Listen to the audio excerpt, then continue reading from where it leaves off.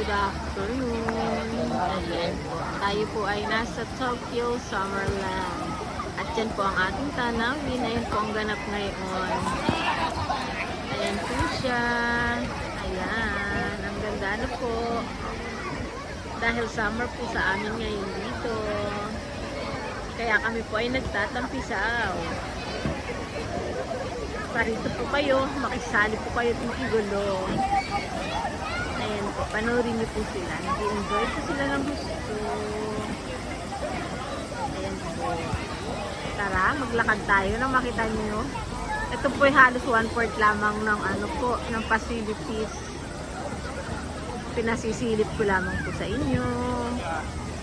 Ayan. Para po kayo ay may idea. Ayan. 1 week po kasing walang pasok ngayon dito sa amin. Kaya po ganyan. Summer vacation din po ng mga bata. At the same time, pati na rin po ang mga company ay nagbibigay ng 1 week na bakasyon. Para naman po magkaroon ng bonding ang kanilang pamilya. Ayan, maglulubat na po kasi tayo eh. Kaya hindi po ako makapag ng magandang video pa po. Pagpasahisahan nyo na po muna ito. Ano po? Ayan po. Tokyo Summerland. Sa labas po ito ng facilities. Ano po? Yan po yung running pool nila. At yan po ang inyong makikita.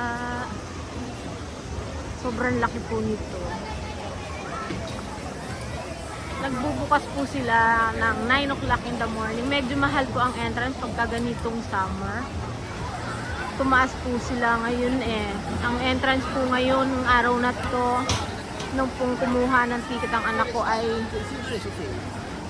5,700 yen po. Pero sa ordinary day po, pagka hindi po yung ubong, yung ordinary day lang po, nasa 4,000 plus lang po yaan. Ayan po siya. Hanggang doon po yan eh. Oh. Sa kabila po niya may mga rides. Kaya kahit may maliit kayong anak or kung gusto niyo pong mag-rides, pwede po kayo dito. Sobrang ganda. Ano po? Kalahati pala ang po yan. Ayan. Napagod na kasi ako. Kanina pa po ako dun sa running pool. Kaya ako nagpahinga na rin. Ayan po siya. Hanggang sa mga susunod. Bye! Sana po nag-enjoy po kayo sa video ito. Maraming salamat sa panunood. At kung hindi pa po kayo na kapag subscribe, paki-like and share na rin lang po at pa-subscribe na rin po kung hindi po